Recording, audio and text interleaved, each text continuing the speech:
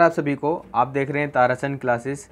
जैसा कि आप सभी को मालूम है कि हमारे कोर्स में यानी कि पॉलिटिकल साइंस ऑनर्स जितने भी बच्चे कर रहे हैं बाय इग्नू, हमारे कोर्स में एक सब्जेक्ट है बीपीएससी 102। ठीक है, यहाँ पे बीपीएससी 102 जिसका नाम है भारत में राजनीतिक प्रक्रिया। ठीक है, भारत में राजनीतिक प्रक्रिया। ये जो बुक है ना, पूरी की पूरी कनेक्टेड है आपकी 12th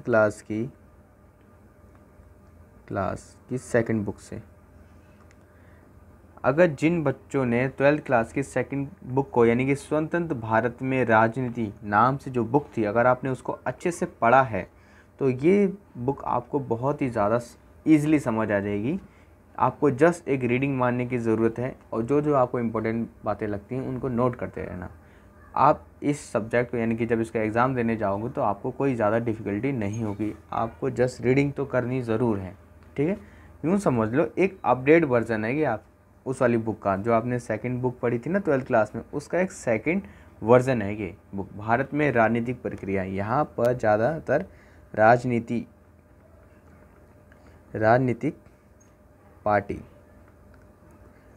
पार्टियों की ज़्यादा बात होगी इसके अंदर, इस पूरी बुक के अंदर।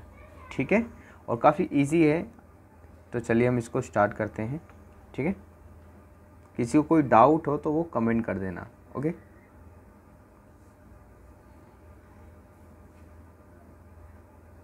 ये हमारा शानदार सिलेबस है। ठीक है, लगभग 14 चैप्टर हैं इसके अंदर, 6 पार्ट में डिवाइडेड कर रखी है। ठीक है, ओके।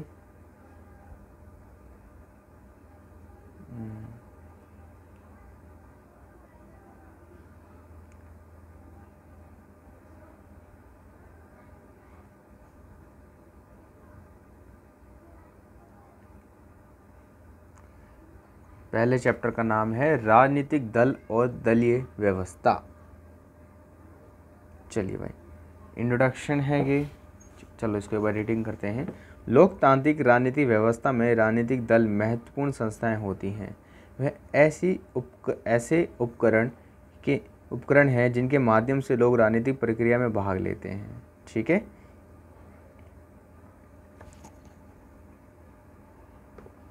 राजनीतिक दल लोगों का लामबंद करते हैं और उनकी समस्याओं का निदान करते हैं, यानी कि प्रॉब्लम को सर्च करते हैं और उसको रिजॉल्व करते हैं। लोग राजनीतिक दलों के उम्मीदवारों के रूप में विधायी निकाय के लिए अपने प्रतिनिधि को चुनते हैं। ठीक है, विधायी यानी कि विधानसभा, इन सब के लिए भारत में कई राजनीतिक दल हैं। ये विभिन्न विचारधारा, मुद्दे, नेतृत्व, नीति और कर्म कार्य क्षेत्र और सामाजिक समूह का प्रतिनिधित्व करते हैं। राज्यों या अखिल भारतीय स्तर यानी ऑल इंडिया स्तर पर उनके प्रभाव के विस्तार के आधार पर राजनीतिक दलों की पहचान राष्ट्रीय, क्षेत्रीय पंजीकृत दलों के रूप में की जा सकती है। ठीक है, राष्ट्रीय, क्षेत्रीय और पंजीकृत दल के रूप में की जा सकती है। भारत में उनकी संख्या के आधार पर उन्हें एक पार्टी प्रणाली, 2 पार्टी या बहुदलीय प्रणाली के रूप में देखा जा सकता है। फर्स्ट यूनिट में आपको यही सारी बातें पढ़ाई जाएंगी। आपकी जो पहली यूनिट है ना, ओके, यानी कि पार्ट 1 जो है, यानी खंड 1 जो है, उसमें ये सारी बातें आपको पढ़ाई जाएंगी।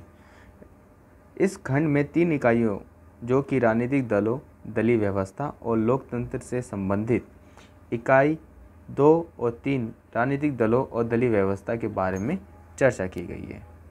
ओके, वैसे आप ना परिचय हो गया ये सब, जस्ट रीडिंग मारा करो। ओके, ये है आपके सारे टॉपिक जो आपको पढ़ने हैं। उद्देश्य प्रस्तावना मैं 1.2 से शुरू करूँगा। चलिए, आप इसकी अच्छे से रीडिंग करना एक बार। यानी इसमें जो टाइम पीरियड दे रखा है 1950-1960 के कांग्रेस के दबदबा वर्चस्व की बात करेंगे। चलिए हम यहाँ से पढ़ेंगे अपना। यहाँ पे लिखा है राजनीतिक दल। राजनीतिक दल एक राजनीतिक प्रणाली का महत्वपूर्ण घटक है। ठीक है, राजनीतिक दल वह संस्था है जिसमें नेताओं, अनुयायी, कार्यकर्ता, नीतियों और कार्यक्रम का संबंध होता है। ठीक है भाई साहब, ये तो होगी डेफिनेशन। इसके सदस्य, ठीक है, इसके सदस्य या तो औपचारिक होते हैं या फिर वे औपचारिक सदस्य नहीं होते, या तो सीधे जुड़े हुए हैं या वो जुड़े नहीं होते, यानी दूर से ही समर्थन करते हैं। और इसका समर्थन करते हैं। कई प्रकार के राजनीतिक दल होते हैं। राजनीतिक दलों में नेताओं, नीति, कार्यक्रमों एवं विचारों धारा के आधार पर अंतर किया जा सकता है। राजनीतिक दल का प्रमुख सिद्धांत यह है कि वह अन्य दलों से अलग होता है, क्योंकि इसका प्रमुख उद्देश्य सत्ता प्राप्त करना होता है। सबसे मेन बड़ी बात, प्रमुख सिद्धांत सबसे बड़ी बात है भाई साहब। ये मैं हाईलाइट करता हूँ, इसको अंडरलाइन करूँ या हाईलाइट? चलो अंडरलाइन ही ठीक है। चलो, राजनीतिक दलों के विपरीत दबाव समूह, हित समूह या गैर दलीय नागरिक समाज का उद्देश्य शक्ति या सत्ता प्राप्त करना नहीं है। राजनीतिक दलों के विपरीत दबाव समूह या हित समूह या गैर दलीय नागरिक समाज का उद्देश्य सत्ता प्राप्त करना नहीं है। लेकिन कभी कभी ये संगठन भी चुनाव लड़ते हैं, लेकिन यह सामान्य तरीका नहीं है। गैर दलीय संगठन केवल किसी विशेष अवसर पर ही चुनाव लड़ते हैं।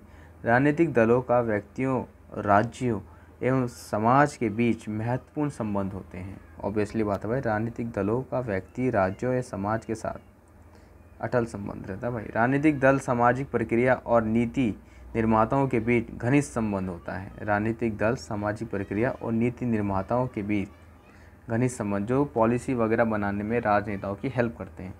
ये सामाजिक समूह के हितों से जुड़े मुद्दों पर विवाद और नीतियों पर प्रभाव डालते हैं। ठीक है, पूरा ये पैराग्राफ इम्पोर्टेंट था भाई। आपको मेनली राजनीतिक दलों और दलीय व्यवस्था में अर्थ बताए जा रहे थे। ठीक है, अब पढ़ते हैं दलीय व्यवस्था क्या है। चलिए, ऐसे ठीक है ना।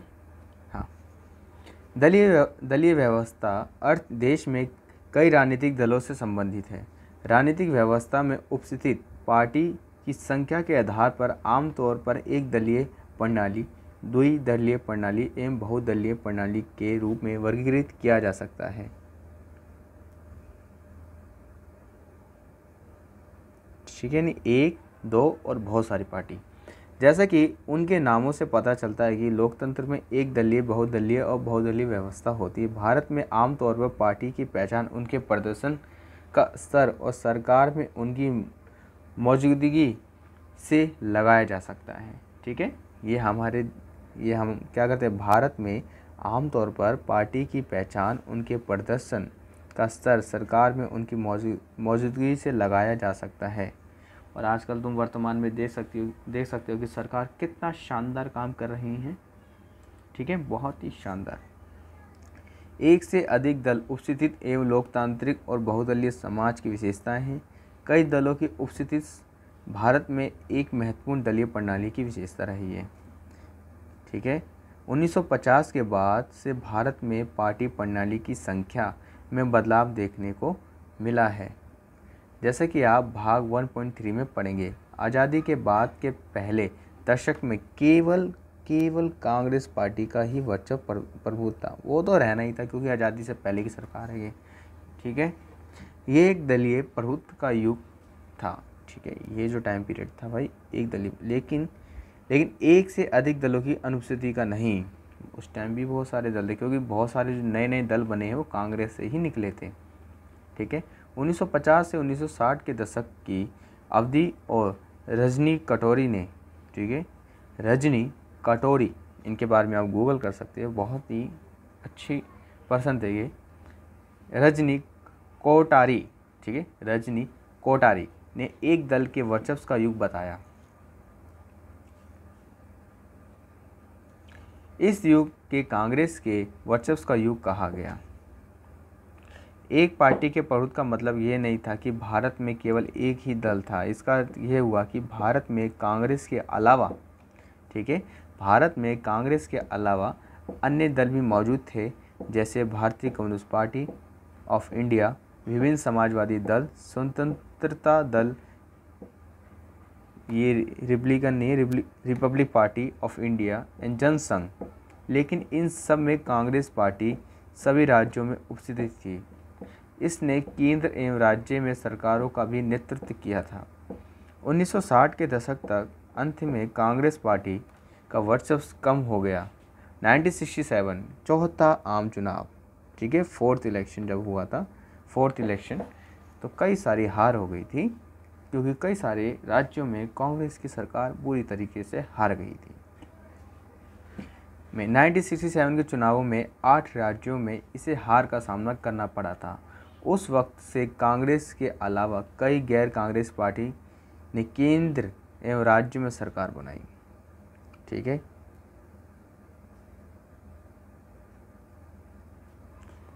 इसने भारत में बहुदलीय प्रणाली के महत्व को प्रदर्शित किया था।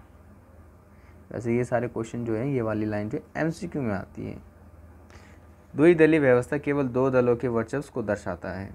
भारत में कुछ राज्यों में 2 दलीय प्रणाली मौजूद है। इसका अर्थ ये नहीं कि उन राज्यों में 2 दलों से अधिक दल नहीं है। इसका मतलब यह है कि इन सब दलों में केवल 2 दल ही अधिक प्रभावशाली हैं। ऐसी व्यवस्था में 2 दल अलग अलग समय में सरकार बनाते हैं। एक दल सरकार बनाता है तो दूसरा दल विपक्ष की भूमिका निभाता है, ठीक है। ये हमारे देश में यही है कि जब एक की सरकार बनती है तो विपक्ष में दूसरी सरकार रहती है। जैसे कि अभी वर्तमान में बीजेपी है तो विपक्ष में आम आदमी पार्टी, कांग्रेस और अन्य दल हैं, ठीक है। जो सबसे बड़ा दल अगर आप कह सकते हो तो कांग्रेस है, जो विपक्ष पार्टी का रोल अभी कर रहा है। कुछ विद्वान जैसे कि, ठीक है, कुछ विद्वान जैसे संजय पालसीकर, योगेंद्र यादव पार्टी का वर्गीकरण चुनावी ध्रुवीकरण, ठीक है। ध्रुवीकरण को आप यूँ कह सकते हो, इसको इंग्लिश में हम बोलते हैं पोलराइजेशन, ठीक है। यानी आकर्षक शक्ति लाने की क्रिया, यानी कि जब कुछ भी ऐसी हरकत करी जाती है कि लोग क्या हों, आकर्षित हों पार्टी की तरफ, वो सारी चीज़ें, ठीक है। पार्टियों का वर्गीकरण चुनावी ध्रुवीकरण, ठीक, के आधार पर करते हैं। दलीय प्रणाली का अर्थ हमें राष्ट्रीय, क्षेत्रीय, राज्य दल के आधार पर नहीं करना चाहिए, ये बिल्कुल अलग है। दलीय प्रणाली का मतलब है दलों की संख्या तथा चुनाव में उनकी भागीदारी तथा सरकार बनाना। दलों का वर्गीकरण चुनाव आयोग द्वारा उनके प्रदर्शन के आधार पर किया जाता है, ठीक है भाई। अच्छी डेफिनेशन, अच्छी बातें दे रखी हैं। चुनाव आयोग ने भारत में 3 प्रकार के राजनीतिक दलों का वर्गीकरण किया है, राष्ट्रीय, राज्य और क्षेत्रीय दल, ओके। और एक और है हमारा, ये रहा पंजीकृत दल, ठीक है। पंजीकृत दल, आप इकाई संख्या 2 में इन पार्टियों के वर्गीकरण के बारे में पढ़ेंगे। वर्तमान में लगभग भारत 2400 राजनीतिक दल हैं, जिनमें 7 राष्ट्रीय दल हैं और 36 राज्य स्तरीय दल हैं, ठीक है। और 329 क्षेत्रीय दल हैं तथा 2044 पंजीकृत या गैर पंजीकृत दल हैं। अगर आप गूगल करोगे तो आपको मिलेगा कि हमारे देश में कितनी राजनीतिक पार्टियां हैं। देखो टोटल तो हमारे देश में टोटल, ये गूगल पे भी वर्तमान का डाटा है भाई, 268 हैं टोटल, ठीक है। 52 हमारे राज्य स्तर की हैं, राज्य स्तर, ओके। और 8 जो हैं हमारे यहाँ पर राष्ट्रीय स्तर की हैं, जो बड़ी बड़ी गवर्नमेंट जैसे कि बीजेपी है, कांग्रेस है, ठीक है, राष्ट्रीय स्तर। और जो बच गई हैं अब वो होगी 2638, जिसे आप क्या कहते हो, गैर मान्यता प्राप्त,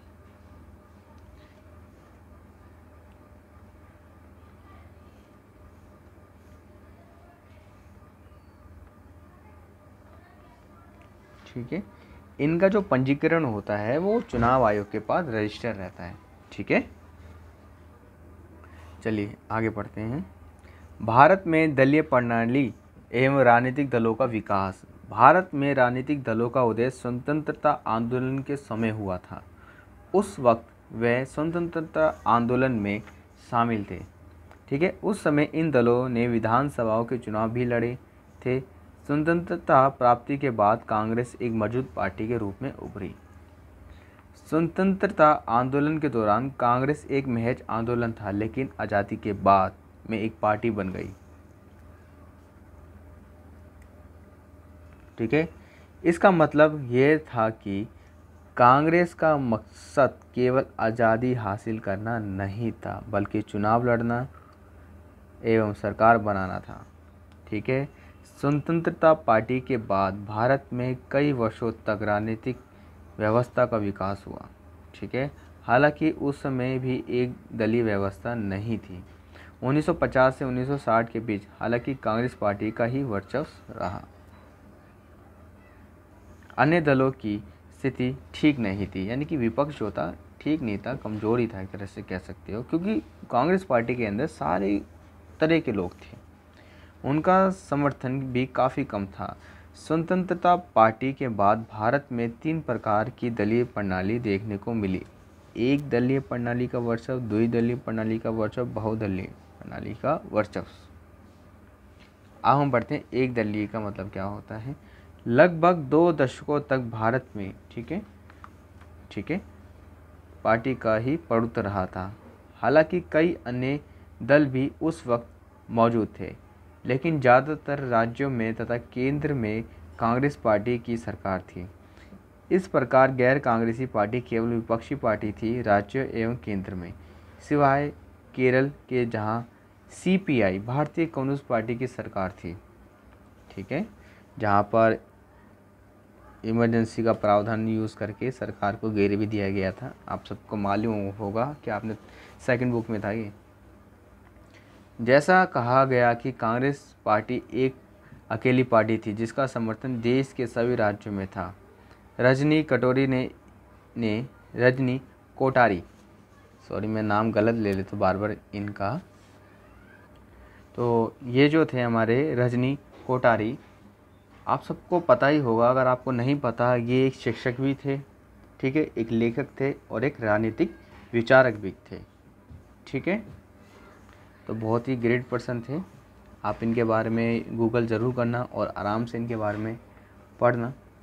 ठीक है, कि एक शिक्षक भी थे, लेखक भी थे और एक राजनीतिक विचारक भी थे। इन्होंने बहुत सारी रचनाएं भी लिखी थी, जैसे कि पता है कि politics in India, cost in Indian politics, rethinking democracy 2005, और 19 जनवरी 2015 को ठीक है दिल्ली में इनका देहांत हो गया था। ठीक, और इनका जो जन्म हुआ था वो 1928 में हुआ था। आप इनके बारे में पढ़ो एक बार गूगल पर, अगर आप में राजनीति में रुचि है तो पढ़े इनके बारे में जरूर। ठीक है, इस काल को एक दलीय प्रभुत्व का काल कहा गया। उसने यहाँ तक कहा कि यहाँ एक कांग्रेस पार्टी ना होकर कांग्रेस प्रणाली या व्यवस्था थी। कांग्रेस पार्टी ने लोकसभा के 4 चुनावों में स्पष्ट बहुमत हासिल किया था, स्पष्ट बहुमत। ठीक है, ये स्थिति लगभग 1967 तक बरकरार रही थी। 1977 के लोकसभा चुनाव में जनता पार्टी ने कांग्रेस को सत्ता से बेदखल कर दिया था, जब कांग्रेस ने 1975 में इमरजेंसी का यूज़ करा था। 75, ठीक है मैं मिटा दूँ इसको, 1975 में इमरजेंसी का यूज़ किया था। फिर उसके बाद जब इलेक्शन हुए थे और इमरजेंसी जब यूज़ करी गई थी, उस टाइम के तत्कालीन प्रधानमंत्री थे इंदिरा गांधी जी, उन्होंने करा था। तो फिर इलेक्शन होते हैं, हार जाती हैं।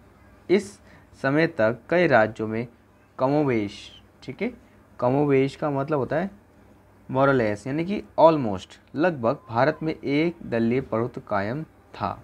ठीक है, यानी 1967 तक की बात हो रही है, या एक दल का वर्चस्व था। अब आता है द्विदलीय प्रणाली। भारत में 2 दलीय आदर्श प्रणाली नहीं है, बल्कि यहाँ पर द्विध्रुवीय राजनीतिक व्यवस्था है। इस व्यवस्था में 2 या 2 से अधिक दल साथ मिलकर चुनाव पूर्व या चुनाव पश्चात गठबंधन करते हैं। गठबंधन तब होता है जब सरकार नहीं बन पाती, और बाकी वो सरकार की अपनी इच्छा होती है कि उनको रखना नहीं रखना, और सरकार बनाते हैं तथा वे न्यूनतम साझा कार्यक्रम भी तय करते हैं। सामान्य तौर पर दलों के साथ होता है जो कि आपस में ध्रुवों या गठबंधनों की प्रतिस्पर्धा करते हैं। इस प्रकार के 2 गठबंधन कि आपस में चुनावी प्रतिस्पर्धा करते हैं। ऐसी व्यवस्था को ही द्विध्रुवीय व्यवस्था कहते हैं, जब यहाँ पे दो गठबंधन यानी दो गवर्नमेंट मिलकर काम करती है। ऐसी व्यवस्था केंद्र एवं राज्य दोनों में ही हो सकती है। ऐसी स्थिति में मुख्य राजनीतिक दल समान होता है, जबकि उसके गठबंधन के सहयोगी बदल जाते हैं। भारत में इस प्रकार के ध्रुवीकरण ने ही गठबंधन की राजनीति को उभरने का मौका दिया था। और आप सबको पता है कि भारत में गठबंधन की राजनीति का जो दौर था वो 1989 से शुरू हुआ था। इसका प्रथम उदाहरण था कि 1967 के चुनावों में गैर कांग्रेसी गठबंधन, जिसने लगभग 8 राज्यों में किया था। उस समय दो ध्रुव थे, जिसमें एक तरफ कांग्रेस था, दूसरी तरफ गैर कांग्रेसी दल गठबंधन, जिसमें भारतीय क्रांति दल, संयुक्त सोशलिस्ट पार्टी, प्रजा सोशलिस्ट पार्टी और जनसंघ शामिल थे। ठीक है, ये सारे के सारे इसमें शामिल थे। ओके, जनसंघ शामिल थे। इसका प्रथम उदाहरण राष्ट्रीय स्तर पर जनता पार्टी के गठन के पश्चात सामने आया था, जिसे 1977 के चुनाव में सफलता प्राप्त हुई थी। उस समय कांग्रेस पार्टी विपक्षी पार्टी बन गई थी तथा जनता पार्टी शासन करने वाली पार्टी बन गई थी, लेकिन ये दोनों दल द्विदलीय व्यवस्था का प्रतिनिधित्व करते थे, ना कि द्विध्रुवीय व्यवस्था के, क्योंकि जनता पार्टी गठबंधन की पार्टी नहीं थी। ठीक है, इस पार्टी का गठन 5 अन्य दलों के विलय के बाद हुआ था। विलय का मतलब होता है जब 5 पार्टी इसके अंदर मिला दी गई थी, जिसमें कांग्रेस और बीकेडी, ठीक है, आप सबको इन सब पार्टी के बारे में पता होगा। कांग्रेस, बीकेडी, जनसंघ, स्वतंत्र पार्टी, ठीक है, कांग्रेस और जो सिंडिकेट थी बीकेडी, आप सबको पता है कि भारतीय क्रांति दल, ठीक है ना। और उस टाइम के जो सीएम थे चरण सिंह थे। ओके, अगला कौन है? जनसंघ, आप सबको पता है सबसे 1951 में इसकी स्थापना हुई थी। और CFT, कांग्रेस फॉर डेमोक्रेसी, जिसके अध्यक्ष थे जगजीवन राम, ठीक है।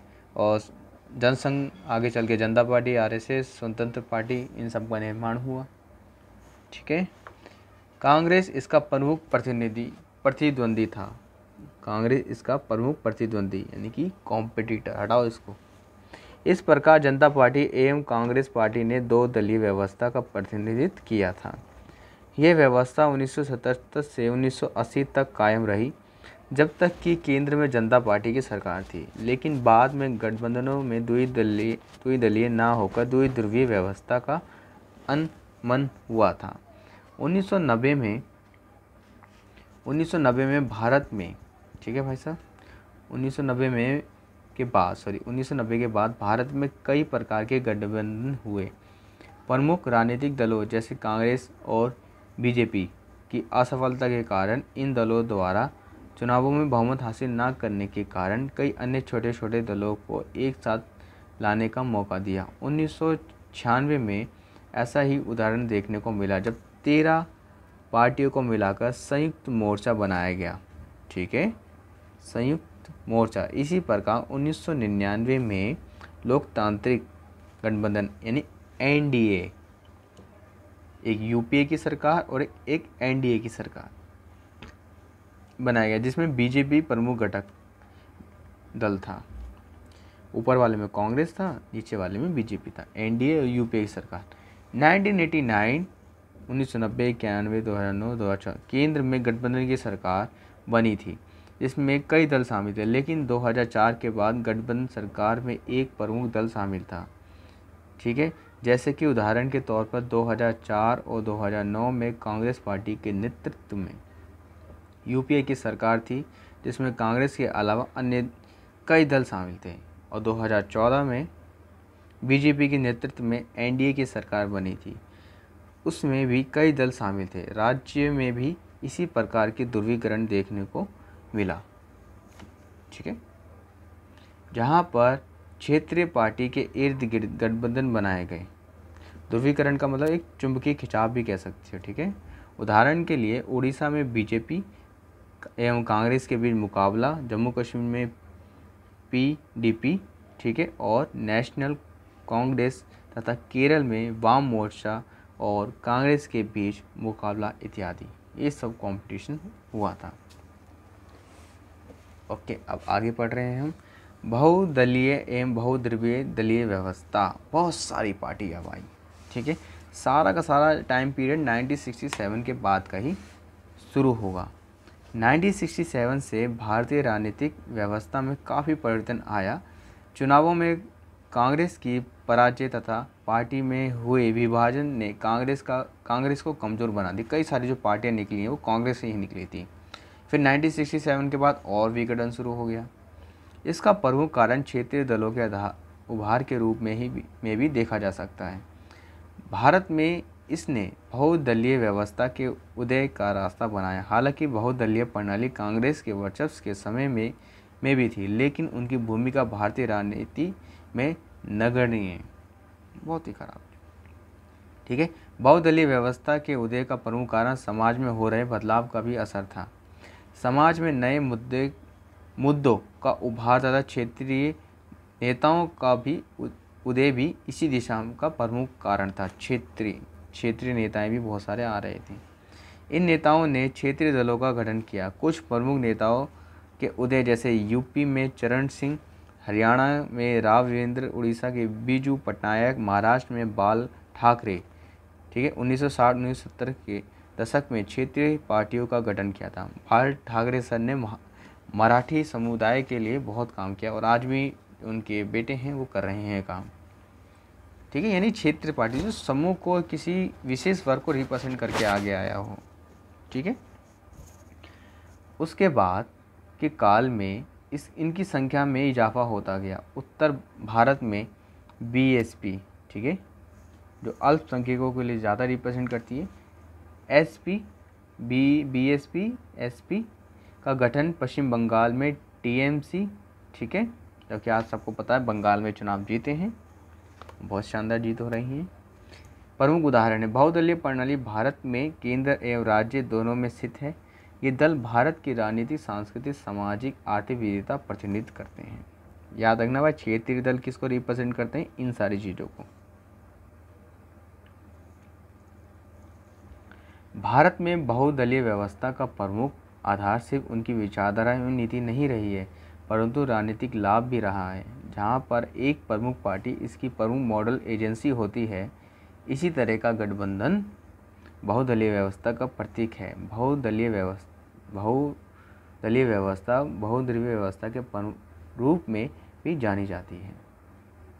चलिए, ये वाला और एक छोटा सा हमारा टॉपिक है, इसको भी हम ज़रा रीडिंग कर लें, फिर हमारा सारांश में ये आखिरी टॉपिक है, फिर ख़त्म हो जाएगी, यानी कि पहली यूनिट ख़त्म हो जाएगी। देखो, रीडिंग तो करनी है।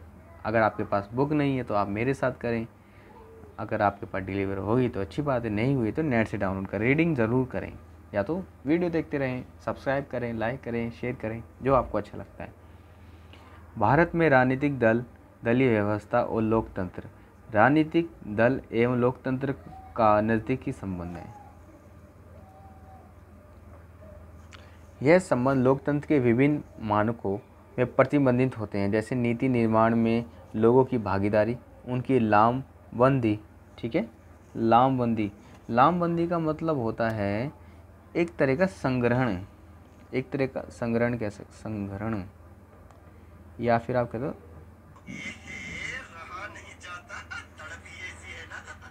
बैकग्राउंड म्यूजिक चल जाते हैं कभी कभी किसी के। ओके, 2 मिनट के लिए फ़ोन बंद रखो। चलिए, लामबंदी यानी क्या कहते हैं हम? संग्रहण या जुड़ाव, जिसको आप इंग्लिश में कह सकते हो मोबिलाइजेशन। ठीक है, ओके। लामबंदी उनके अंदर राजनीतिक चेतना, उनके मुद्दे पर बहस तथा उनकी मांगों को पूरी करने का संकल्प। जनता नीति निर्माण की प्रक्रिया में सहभागिता करती है। ठीक है, उनकी सहभागिता राजनीतिक दलों द्वारा सरकार में शामिल होकर पूरी होती है। राजनीतिक दल चुनाव में अपने उम्मीदवार खड़े करती है।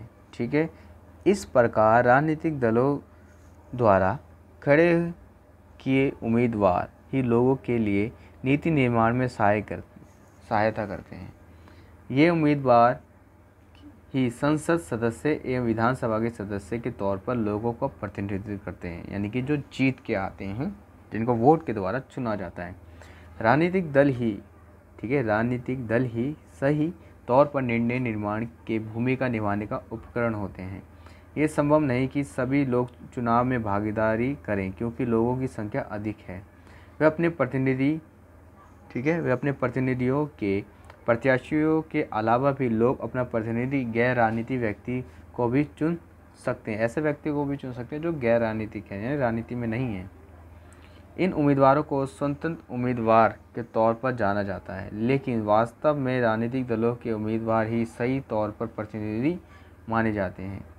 बजाय स्वतंत्र उम्मीदवारों के राजनीतिक दल लोगों को आंदोलन में लाने के लिए लामबंद करते हैं, संग्रहण करते हैं, जुड़ाव नहीं, सबको इकट्ठा करते हैं, जुटाते हैं एक तरह से।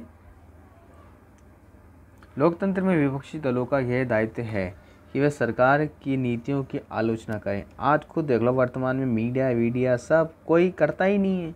जो असली काम मीडिया ने 1975 में और विपक्ष ने करा है ना, वो किसी सरकार ने नहीं है, किसी मीडिया ने करा। आप गूगल पे ना, यूट्यूब पे कहीं भी सर्च करना, ये डाटा है कि पर मिनट 1 लाख रुपए का एक पर्सन की एडवर्टाइजिंग पे खर्च हो रहा है। ठीक है, अगर कई सारे जो ये खर्चा है उनकी एडवर्टाइजिंग के ऊपर, आप इसको सर्च करना। ठीक है, मोटा बहुत खर्चा हुआ है। अगर ये सारा खर्चा बंद कर दिया जाए ना एडवर्टाइजिंग पे, तो कई सारे जो बच्चे हैं SSC, CGL, टीचर, इन सब की जॉब की प्रिपरेशन करें, इन सब की नौकरी लग जाए, लोग बेरोज़गार ना रहें। आप बेरोज़गार हो, इसमें आपका कोई ज़्यादा गलती आपकी नहीं है, गलती है गवर्नमेंट की पॉलिसीज़ की। आप इसको पढ़ना ज़रूर। चलो, लोकतंत्र में विपक्षी दलों का दायित्व है कि वे सरकार की नीतियों की आलोचना करें। ये अधिकारी लोकतंत्र का उद्देश्य भी होता है भाई साहब। इसलिए विभिन्न राजनीतिक दलों के प्रतिनिधि स्वतंत्र उम्मीदवार के साथ विधायी निकायों में भागीदारी करते हैं, लोकतंत्र को मजबूत बनाने में अपना योगदान देते हैं। जो नीतियाँ बनाई जाती हैं वे जनता के प्रतिनिधियों के बीच बहस से निकलती है। जो सामान्य तौर पर राजनीतिक दलों के व्यक्ति होते हैं, राजनीतिक दल लोगों की राजनीतिक चेतना लाने में भी योगदान देते हैं। ठीक है, राजनीतिक चेतना ज़रूर होनी चाहिए। आप किसको चुनते हैं किसको नहीं, आपको ऊपर आपका अपना डिसीजन है, लेकिन आपको ये ज़रूर सोचना चाहिए कि आप ऐसे कौन से नेता को चुनोगे जो आपको रोज़गार दे सके, आपके घर के लिए जो संसाधन आते हैं, ऐसी कौन सी सरकार है जो उसको हेल्प कर सके, अच्छे से अच्छा इन्वायरमेंट आपको दे सके। किस गवर्नमेंट कैसे एजेंडा है, क्योंकि जब आप वोट देते हो आपको मतलबी सेल्फिश होना बहुत ही ज़्यादा ज़रूरी है। क्योंकि जब आप सेल्फिश होते हैं, मतलबी होते हैं, तो आप अपने लिए एक अच्छा पर्सन चुन पाते हो। ठीक है, जैसे कि जब रिश्ते की बात होती है ना, तो सारी चीज़ें चेक करते हो, क्योंकि आपको लॉन्ग टर्म उसके साथ रहना है। तो यही सारी चीज़ें सरकारों में भी जब आप वोट देने जाते हो, बस सिर्फ ये नहीं देखना चाहिए 18 साल के हो गए जहाँ मर्जी वोट डाल के आ जाओ। अरे जाओ, वो आपका अपना मर्जी है, वो आपकी अपनी मर्जी, जो आपको अच्छा लगता है वो आप उसको वोट दो। बस आप अपने हित के बारे में ज़रूर सोचो, अपने हित के बारे में सोचो, अपनी सोसाइटी के बारे में सोचो। बस वे लोगों को अपनी विचारधारा से अवगत कराते हैं। अध्ययनों के अनुसार 1990 में कई राजनीतिक दलों के चुनाव में अपने प्रत्याशी खड़े किए थे, जिसमें समाज के सभी वर्गों के लोग शामिल हैं, जैसे कि दलित, OBC, महिलाएं इत्यादि। जेफ रलो और संजय कुमार के अनुसार चुनाव में लोगों की भागीदारी बढ़ रही है। ठीक है, वे लोगों की बढ़ती भागीदारी को राइज ऑफ प्लेबियन कहते हैं। ठीक है, जो ये ना MCQ में एक बार क्वेश्चन आया था,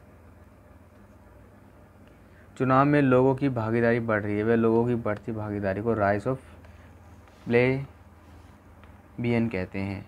आशुतोष प्रोषणे के अनुसार भारत में लोकतांत्रिक चेतना बढ़ रही है। योगेंद्र यादव के अनुसार भारत में एक प्रजातांत्रिक उथल पुथल डेमोक्रेटिक अप्रशस हुआ है। एक तर्क चुनावी राजनीति के बारे में है, जो कि और भी लोकतांत्रिकरण हो गई है। जैसा कि सब जानते हैं कि राजनीतिक दल चुनावी राजनीति में मुख्य भूमिका निभाते हैं। इससे यह पता चलता है कि भारत में लोकतंत्र मौजूद हुआ है। पिछले 3 दशकों की स्थिति 1950 और 1960 की तुलना में काफ़ी अलग है।